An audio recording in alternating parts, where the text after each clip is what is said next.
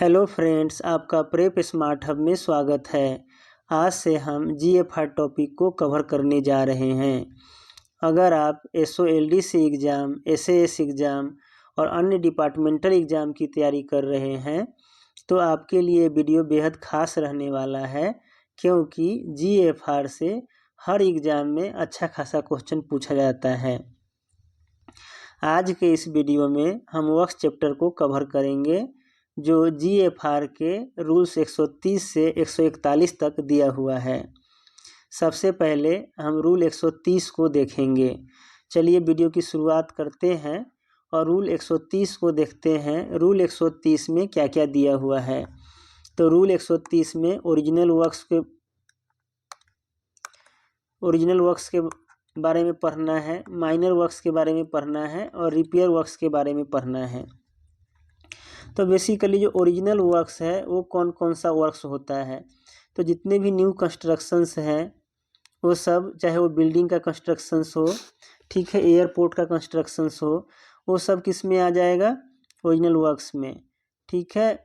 उसके अलावा site preparation का काम है, अल्ट्रेशन का, addition and alterations to existing works का काम है, या न्यूली परचेज बिल्डिंग का अगर कोई रिपेयरिंग वगैरह करना है तो वो सब इसमें आ जाएगा, ठीक है। तो चलिए देखते हैं क्या क्या ओरिजिनल वर्क्स में क्या क्या आएगा। तो ओरिजिनल वर्क्स में आता है, क्या आता है, all new constructions. All new constructions जो है किस में आ जाएगा, ओरिजिनल वर्क्स में आ जाएगा। और क्या आ जाएगा, तो साइट प्रिपरेशन का जो काम है वो भी इसी में आ जाएगा। साइट प्रिपरेशंस जो भी है वो किस में आ जाएगा, ओरिजिनल वर्क्स में आ जाएगा। फिर है इसमें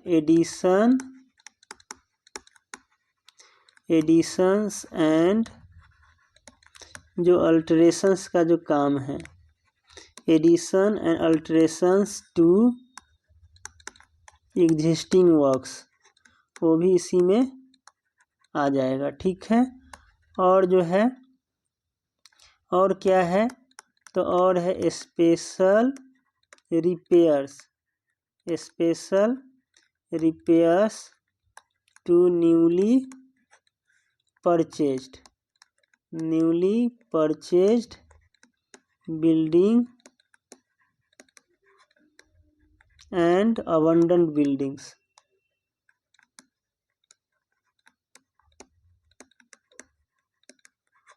ठीक है, इसमें रीमॉडलिंग का भी काम आ जाता है।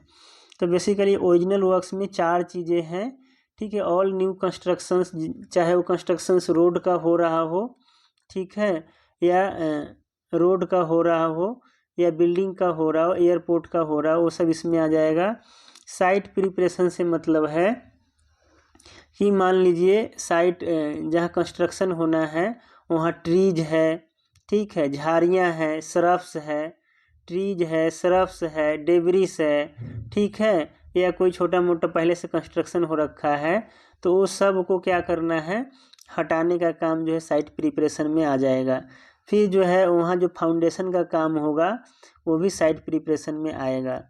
Addition and alterations to existing works, जो ऑलरेडी कोई बिल्डिंग बना हुआ है, ठीक है, मान लीजिए दो फ्लोर का बिल्डिंग है और उसमें जो है एक फ्लोर और बनाना है तो एडिशन में आ जाएगा। अल्ट्रेशंस में है कि मान लीजिए एक फ्लोर पे 2 रूम है, ठीक है, तो उसको तोड़ करके उसमें 3 रूम बनाना है तो वो अल्ट्रेशंस में आ जाएगा। आगे है special repairs to newly purchase building and abandoned building. जैसे मान लीजिए कोई नया बिल्डिंग आप खरीदे हैं, ठीक है, और आप देख रहे हैं कि क्या है, उसमें दरारें पड़ी हुई हैं, कहीं टाइल्स टूटा हुआ है, तो जो दरारें पड़ गई हैं, ठीक है, बिल्डिंग में वॉल्स में, तो उस वॉल्स को क्या करना पड़ेगा, रिपेयर करना पड़ेगा। जहाँ टाइल्स टूटी हुई है वो टाइल्स को ठीक करना पड़ेगा। टोटी ख़राब है किसी का नल का तो टोटी रिप्लेस करना पड़ेगा। तो ये सब जो स्पेशल रिपेयर्स वर्क्स है न्यूली परचेज बिल्डिंग का, वो भी ओरिजिनल वर्क्स में आएगा। और आप देखते हैं कि जो अबंडन बिल्डिंग है, अबंडन बिल्डिंग जो बिल्डिंग छोड़ दिया गया है, ठीक है, तो उस बिल्डिंग में आप कैसे रहेंगे, तो उसके लिए जो इसमें काफ़ी कैपिटल लगेगा, तो वो भी किस में है, अबंडन बिल्डिंग को अगर जो है रिपेयर करके जो है रहने लायक बनाना पड़ेगा तो वो भी जो है क्या है, ओरिजिनल वर्क्स में ही आएगा।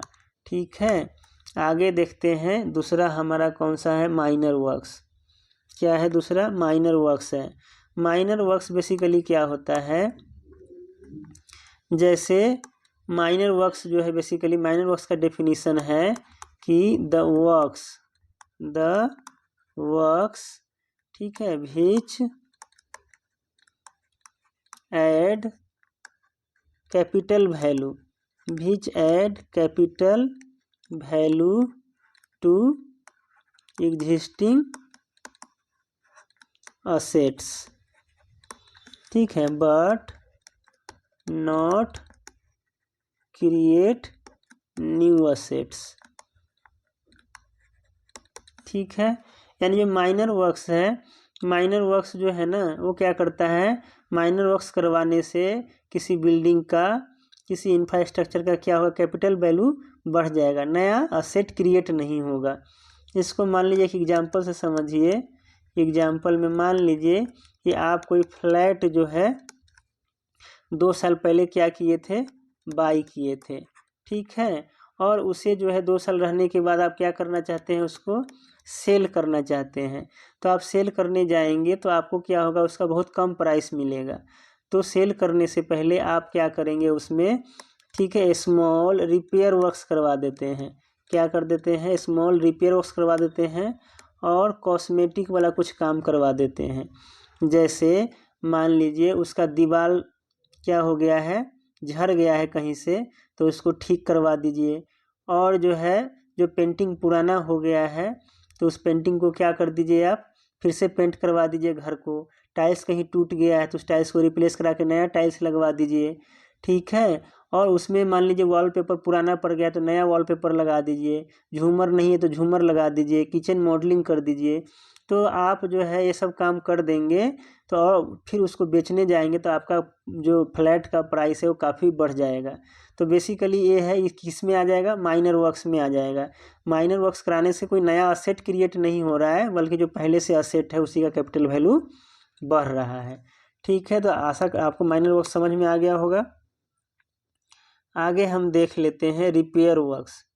जो रिपेयर वर्क्स है बेसिकली क्या है कि किसी भी बिल्डिंग को या कोई भी इंफ्रास्ट्रक्चर है उसको क्या करने के लिए, काफ़ी लंबे समय तक चलाने के लिए क्या करेंगे, जो काम उसमें समय समय पर करना पड़ता है वो रिपेयर वर्क्स में आता है। तो बेसिकली इसमें क्या हो जाएगा, वर्क्स, ठीक है, undertaken, works undertaken to maintain, ठीक है, मेंटेन बिल्डिंग एंड फिक्सचर्स, वो किस में आ जाएगा, वो रिपेयर वर्क्स में आ जाएगा। ठीक है, फिक्सचर्स जो फिक्सचर्स है वो क्या मतलब हुआ, तो फिक्सचर्स का मतलब है कि जैसे मान लीजिए किचन में आप देखेंगे जो सिंक है, जो क्या है सिंक है, वो क्या हुआ है, फिक्स किया हुआ है। तो जो वो क्या हो गया, वो फिक्सचर में आ जाएगा। ठीक है, टॉयलेट में आप देखेंगे कि टॉयलेट में जैसे वॉश बेसिन है, ठीक है, वो क्या हुआ है, फिक्स किया हुआ, तो वो फिक्सचर्स में आ जाएगा। टॉयलेट भी फिक्स किया हुआ है तो फिक्सचर में आ जाएगा। तो बेसिकली ये फिक्सचर्स का भी और बिल्डिंग्स का भी जो समय समय पर जो भी उसमें वर्क्स करना पड़ेगा, ठीक है, वो किस में आ जाएगा, रिपेयर वर्क्स में आ जाएगा। अगला है हमारा एडमिनिस्ट्रेटिव कंट्रोल ऑफ वर्क्स। तो एडमिनिस्ट्रेटिव कंट्रोल ऑफ वर्क्स में क्या क्या आता है, तो बेसिकली इसमें भी 3 चीज़ें हैं। जैसे आपको बेसिकली क्या है कि खुद ही कंस्ट्रक्शन भी करना है, उसका यूटिलाइजेशन भी करना है और उसको मेंटेनेंस के लिए एक्सपेंडिचर का प्रोविज़न भी रखना है। ये एडमिनिस्ट्रेटिव कंट्रोल में आ जाता है। तो क्या क्या है, पहला है कि आपको क्या करना है, रिस्पॉन्सिबिलिटी लेना है, टेकिंग रिस्पॉन्सिबिलिटी फॉर क्या करना है, कंस्ट्रक्शन का रिस्पॉन्सिबिलिटी लेना है। ठीक है, मेंटेनेंस का रिस्पॉन्सिबिलिटी लेना है और अपकीप का रिस्पॉन्सिबिलिटी लेना है। ठीक है, यानी उसको आपको कंस्ट्रक्शन भी करना है, मेंटेनेंस भी करना है और रख रखाव भी करना है उसका। ठीक है, इसमें दूसरा है कि जो है यूटिलाइजेशन का काम है, प्रॉपर यूटिलाइजेशन भी आप ही को देखनी है उसका। जो बिल्डिंग गवर्नमेंट का है उसका यूटिलाइजेशन जो है, प्रॉपर यूटिलाइजेशन भी, यूटिलाइजेशन क्या करना है, प्रॉपर करना है। ठीक है, प्रॉपर यूटिलाइजेशन हो वो भी आप ही को देखनी है। और इसके लिए क्या है, एक्सपेंडिचर का प्रोविज़न भी, ये सब काम करने के लिए एक्सपेंडिचर का प्रोविज़न भी रखना है। एक्सपेंडिचर का क्या करना है, प्रोविज़न भी आपको क्या करना पड़ेगा, बजट में रखना पड़ेगा। ठीक है, तो ये किस में आ जाएगा, ये आपका आ जाएगा एडमिनिस्ट्रेटिव कंट्रोल ऑफ वर्क्स में। आगे देखते हैं अगला क्या है। अगला है power to sanction works. Power to sanction works, तो बेसिकली जो पावर है वर्क्स को सैंक्शन करने का, वो किसको दिया हुआ है, सबऑर्डिनेट अथॉरिटी के पास है। किसके पास है, सबऑर्डिनेट अथॉरिटी जो होगा उसके पास है। ठीक है, सबऑर्डिनेट अथॉरिटी है, उसके पास क्या दिया हुआ है, पावर दिया हुआ है क्या करने का, क्या करने का, तो एडमिनिस्ट्रेटिव अप्रूवल का, एडमिनिस्ट्रेटिव अप्रूवल का पावर है। एक्सपेंडिचर सैंक्शन करने का भी पावर दिया हुआ है। और ये पावर जो रेगुलेट होता है वो किससे होता है, जो ये रेगुलेट होगा वो होगा DFPR से। DFPR में इसको दिया हुआ है कौन, सबऑर्डिनेट अथॉरिटी कहाँ तक क्या कर सकता है, सैंक्शन कर सकता है, एडमिनिस्ट्रेटिव अप्रूवल दे सकता है। और डिपार्टमेंटल रेगुलेशन में भी दिया हुआ है।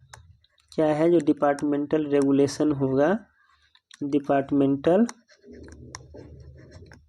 रेगुलेशन में भी क्या किया हुआ है, दिया हुआ है। ठीक है, आशा करते हैं ये वीडियो आपको, आज का जो हमारा वीडियो है यहीं पे समाप्त करते हैं। फिर मिलेंगे नेक्स्ट वीडियो में, तब तक के लिए आपको बहुत बहुत धन्यवाद।